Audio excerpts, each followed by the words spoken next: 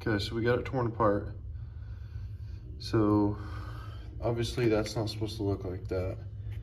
This first bearing was completely shot, but for reference, there was it's like a seal here in the front.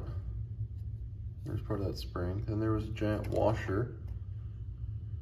Then you had your first bearing rod. You have your second bearing, this plate seal gasket thing. That's not a bearing. Then you have a third bearing. Then you have a fourth bearing, another giant washer thing, and then you have your two seals out here. And that's out to the back of the boat. This is on a JS 550.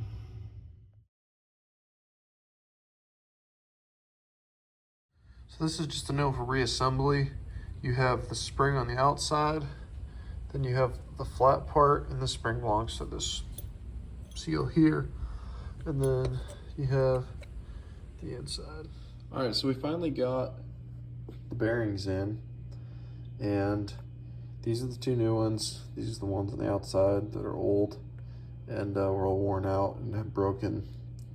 And so I just bought them online on Amazon. They're the 6206. These are dash C3. I made sure the measurements were the same, so it's 30 millimeters on the internal, 62 millimeters, and then 16 wide. So 16 across here, 16 millimeters there, 62 from here to here, and then 30 on the internal. So a buddy of mine recommended that I put the crankshaft in the freezer and then heat these bearings up and see if they won't slip on easily. So that's what we're gonna do. We've got the crankshaft in the freezer, and we've got this little setup where the heat gun is gonna be going on the bearings, so we don't overheat them. I don't wanna damage them, but I wanna get them hot that they expand, you know, micro thousandths or whatever, and make it easier to slip on. So that actually worked really well. It just slipped right on and didn't give me any problems. All right, let's see if this one will do it just like the other one did. So we got our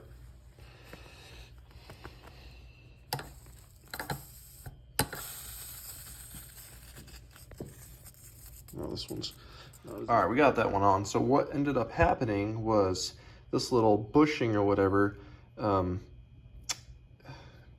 bearing got stuck on it, and so I ended up just taking it off, reheating the bearing a little bit, and then obviously I'm using gloves, got my little heat gun set up, and then I'll just put this on over. But yeah, wiggled it a little bit and it dropped right down on there. So really happy with how that turned out.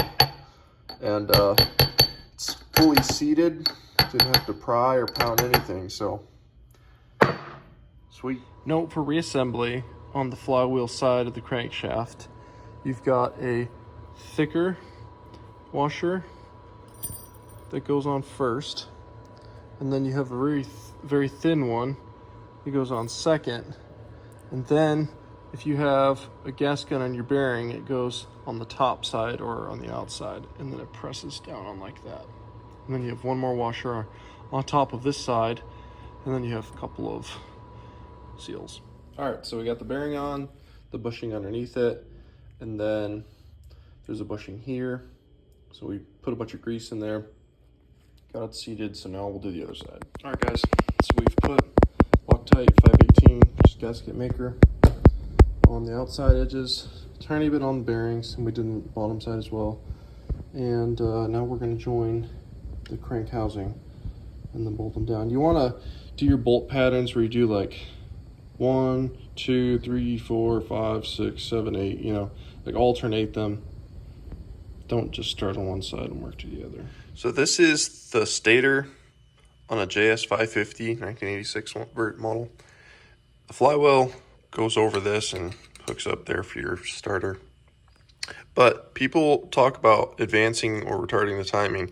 So this normally, this line right here, like stock comes flush with this node right here, this line. Do counterclockwise to advance the timing, clockwise to retard the timing.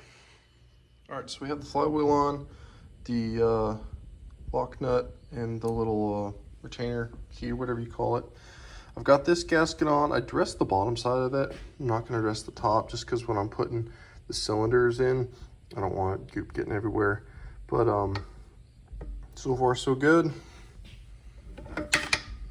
Spins, good. I got the starter put back on, and let's get it. Now we quick crash course. This is the negative terminal, well, the opposite. It bolts onto the engine, your plugs. You've got your stator wire that goes up underneath the carburetor, plugs in here, 2 bolts. You've got your positive starter lead that comes and goes to the starter. You've got fuel return, fuel in, and you've got your the pump line is attached to the engine.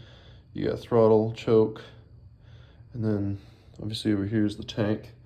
And then we took off the exhaust pipe, and we've got marks on it for where it goes, and then that's your stator cover or flywheel cover. So with the flywheel cover, this new seal is a pain to get to stay on there to then put it on the engine block.